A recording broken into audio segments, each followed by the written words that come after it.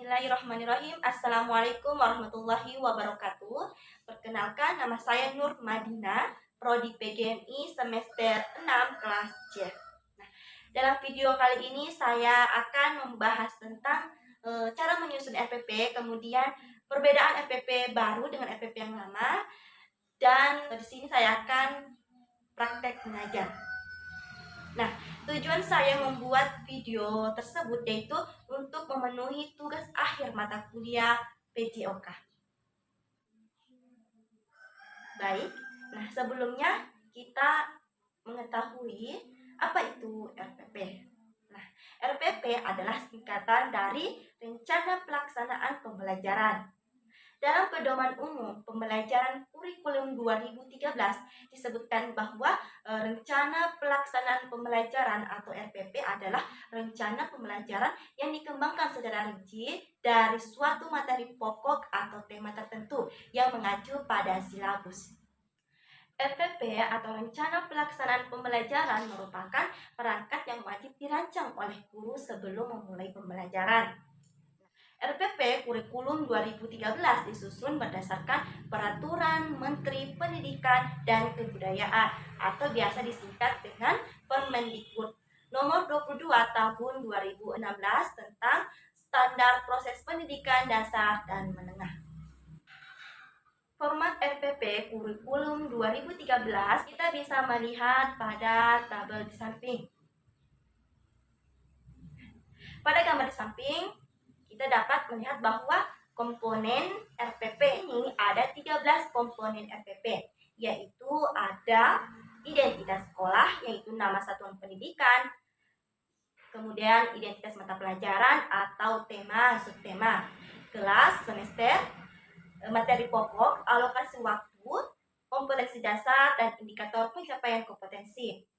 Kemudian tujuan pembelajaran, materi pokok, metode pembelajaran, media pembelajaran, sumber belajar, langkah-langkah pembelajaran, dan yang terakhir yaitu penilaian hasil belajar.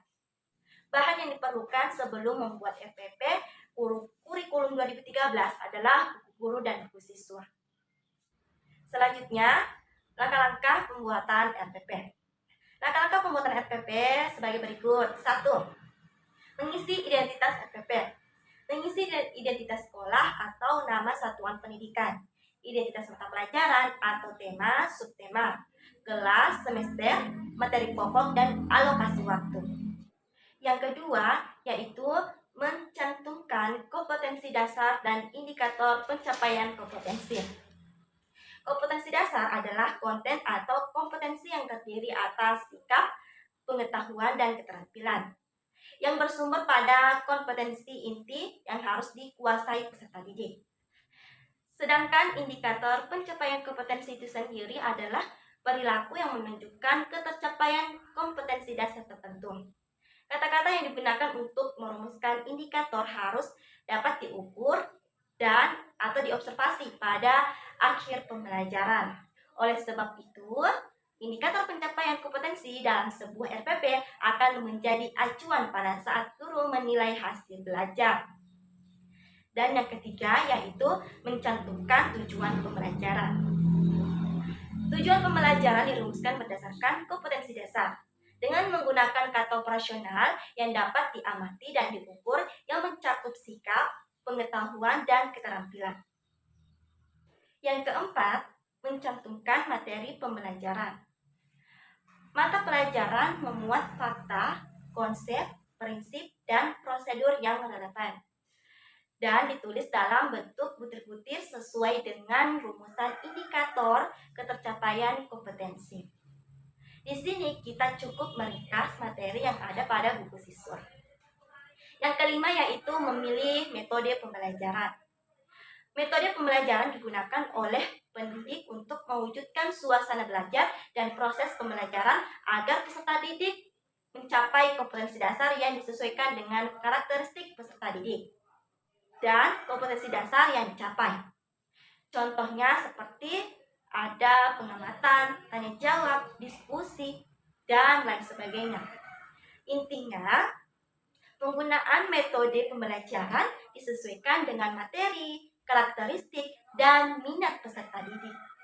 Yang keenam yaitu memilih media pembelajaran.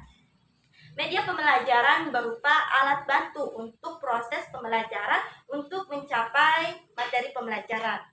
Contohnya yang sering digunakan ada media gambar dan masih banyak lagi. Yang ketujuh yaitu memilih sumber belajar. Sumber belajar dapat berupa buku, media cetak, elektronik, atau sumber belajar yang relevan. Contohnya seperti misalkan sumber belajar titik 2 ada buku siswa dan buku guru. Selanjutnya yang kedelapan yaitu membuat langkah-langkah pembelajaran. Langkah-langkah pembelajaran dilakukan melalui 3 tahap, yaitu yang pertama ada tahap pendahuluan. Nah, di dalam tahap pendahuluan perlu dilakukan menciptakan kondisi awal pembelajaran dan apersepsi.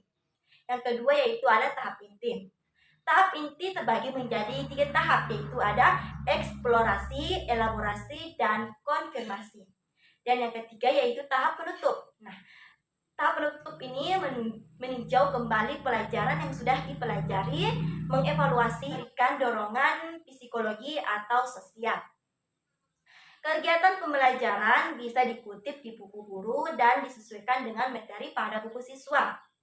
Langkah pembelajaran tidak harus sama pada buku guru, melainkan bisa diubah dan dikembangkan tanpa menghilangkan makna maupun maksud pembelajaran. Dan yang terakhir yaitu membuat penilaian hasil belajar. Penilaian merupakan rangkaian kegiatan untuk memperoleh, menganalisis, dan menafsirkan data tentang proses dan hasil belajar peserta didik yang dilakukan secara sistematis dan berkesinambungan, sehingga menjadi informasi yang bermakna dalam pengambilan keputusan. Dengan melakukan penelitian, pendidik sebagai pengelola kegiatan pembelajaran dapat mengetahui kemampuan yang dimiliki peserta didik, ketepatan metode mengajar yang digunakan, dan keberhasilan peserta didik dalam meraih kompetensi yang telah ditetapkan. Macam-macam teknik pembelajaran hasil belajar ditinjau dari tekniknya. Penilaian dibagi menjadi 2, yaitu tes dan non-tes.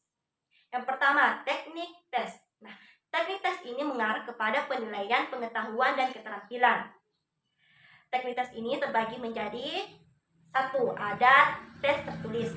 Nah, tes tertulis adalah suatu teknik penilaian yang menuntut jawaban secara tertulis, baik berupa pilihan ganda atau isian. Nah, sedangkan tes lisan yaitu teknik penilaian hasil belajar yang pertanyaan dan jawabannya atau tanggapannya disampaikan dalam bentuk lisan dan spontan. Dan yang ketiga yaitu ada tes praktek atau perbuatan, yaitu peserta didik menampilkan hasil belajarnya dalam bentuk unjuk kerja. Yang kedua yaitu teknik non-tes. Nah, teknik non-tes ini mengarah kepada penilaian karakteristik, sikap, atau kepribadian. Nah, teknik penilaian non-tes ini dapat dikelompokkan menjadi ada pengamatan atau observasi, kemudian ada penugasan, produk, dan portofolio. Nah, itulah tadi langkah-langkah penyusunan RPP. Nah, Menteri Pendidikan dan Kebudayaan Republik Indonesia yang baru yakni Nadiem Anwar Makarim memberikan masukan agar tugas guru lebih efisien dan efektif dalam mendidik muridnya atau peserta didik. Beliau melakukan revisi RPP, di mana RPP yang dulu yaitu RPP berlembar-lembar yang sekarang sudah diganti dengan RPP yang baru yaitu RPP 1 lembar. Nah, apa sih perbedaan RPP yang lama dengan RPP yang baru? RPP lama formatnya guru diarahkan untuk mengikuti format RPP secara kaku. Terus komponennya juga banyak. Nah, tadi komponennya itu ada 13. Nah, durasi penulisan menghabiskan banyak waktu guru. Sedangkan RPP baru formatnya guru bebas dapat memilih, membuat, menggunakan, dan mengembangkan format RPP. Nah, sedangkan komponennya yaitu hanya 3 saja. Apa? Yaitu ada tujuan pembelajaran, kegiatan pembelajaran, dan yang ketiga yaitu asesmen atau penilaian. 1 halaman cukup. Durasi penulis RPP dilakukan dengan efisien dan efektif, sehingga guru lebih banyak waktunya untuk mempersiapkan dan mengevaluasi proses pembelajaran itu sendiri. Nah, bismillahirrahmanirrahim. Assalamualaikum warahmatullahi wabarakatuh. Bagaimana kabarnya hari ini? Alhamdulillah. Oke, sebelum kita mulai pembelajaran, alangkah baiknya kita berdoa dulu supaya apa yang akan kita pelajari hari ini mudah kita pahami dan menjadi berkah buat kita. Amin ya robbal alamin. Oke, kalau begitu ketua kelasnya silahkan pimpin doanya. Oke, nah sekarang kita belajar materi PJOK. Nah, ada yang tahu tema pembelajaran kita hari ini? Ada? Nah, tema pembelajaran kita hari ini yaitu variasi dan kombinasi gerak dasar lokomotor, non-lokomotor, dan manipulatif dalam permainan sepak bola. Adapun tujuan pembelajaran yang akan kita capai pada pembelajaran hari ini yaitu siswa mampu menjelaskan kombinasi gerak dasar lokomotor, non-lokomotor, dan manipulatif dalam permainan sepak bola. Dan yang kedua yaitu siswa mampu mempraktikkan kombinasi gerak dasar lokomotor, non-lokomotor, dan manipulatif dalam permainan sepak bola. Baik, nah ada yang tahu apa itu gerak lokomotor, gerak non-lokomotor, dan gerak manipulatif? Yang pertama dulu gerak lokomotor, ada yang tahu? Nah, gerak lokomotor adalah gerak dari seluruh tubuh melalui ruangan atau jarak tertentu. Contohnya seperti ada berjalan, berlari, melompat, dan masih banyak lagi. Sedangkan gerak non-lokomotor adalah gerak di mana hanya bagian dari tubuh yang bergerak, seperti ada mendorong, menarik, menjondokkan badan, dan masih banyak lagi. Sedangkan gerak manipulatif adalah gerak yang melibatkan tindakan mengontrol suatu tindakan, khususnya dengan tangan dan kaki. Contohnya seperti ada gerakan menendang, melempar, menangkap bola, dan masih banyak lagi. Nah, sekarang apa itu permainan sepak bola? Ada yang tahu? Nah, sepak bola adalah cabang olahraga yang menggunakan bola yang umumnya terbuat dari bahan kulit. Nah, dan dimainkan oleh berapa tim? Ya, betul sekali, dimainkan oleh 2 tim. Nah, yang masing-masing beranggotakan 11 orang. Oke. Nah, pertama, gerak dasar lokomotor dengan kombinasi gerak dasar manipulatif dalam permainan sepak bola. 1. Berjalan dan berlari dengan menendang bola. Yang kedua yaitu berlari dan melompat dengan menendang bola ke arah gawang. Kemudian yang ketiga yaitu berjalan dan berlari dengan menggiring bola. Dan yang keempat yaitu berlari dan melompat dengan menyundul bola. Dalam posisi tersebut dilakukan ketika Anda ingin mencetak gol. Yang kedua yaitu variasi gerak dasar non-lokomotor dengan kombinasi gerak dasar manipulatif dalam permainan sepak bola. 1. Menekuk dan menarik kaki dengan menghentikan bola. Nah, yang kedua, berjalan dan meliukkan badan dengan menghentikan bola menggunakan dada. Dan yang ketiga yaitu melakukan lemparan ke dalam. Nah, sampai di sini kalian paham? Ada yang mau bertanya? Atau ada yang belum dipahami? Ayo silahkan Ibu memberikan kesempatan. Kalau tidak ada, barang siapa yang bisa menyimpulkan pembelajaran hari ini? Kan kesimpulannya yaitu gerak lokomotor yaitu gerak dari seluruh tubuh melalui ruangan atau jarak tertentu. Contohnya seperti apa? Ada yang ingat? Ya, betul sekali. Contohnya seperti berjalan. Kemudian gerak non-lokomotor. Nah, gerak non-lokomotor adalah gerak di mana hanya bagian dari tubuh yang bergerak. Contohnya seperti apa? Ya, betul sekali. Contohnya seperti mendorong. Kemudian gerak manipulatif. Nah, gerak manipulatif melibatkan tindakan mengontrol suatu tindakan, khususnya dengan tangan dan kaki. Contohnya seperti apa?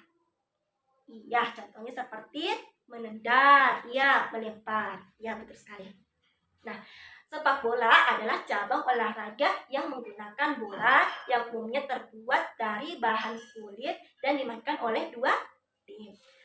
Karena tidak ada juga yang mau bertanya, jadi tugasnya yaitu kalian mempraktikkan gerak lokomotor, non-lokomotor, dan gerak manipulatif dalam permainan sepak bola. Kalian harus praktekkan yang mempraktikkan di rumah.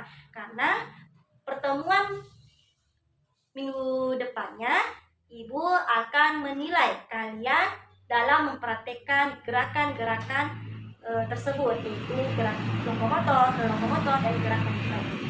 Sampai di sini paham? Ya, kalau begitu, kalau sudah paham, ketua kelasnya pimpin doa pulang dulu.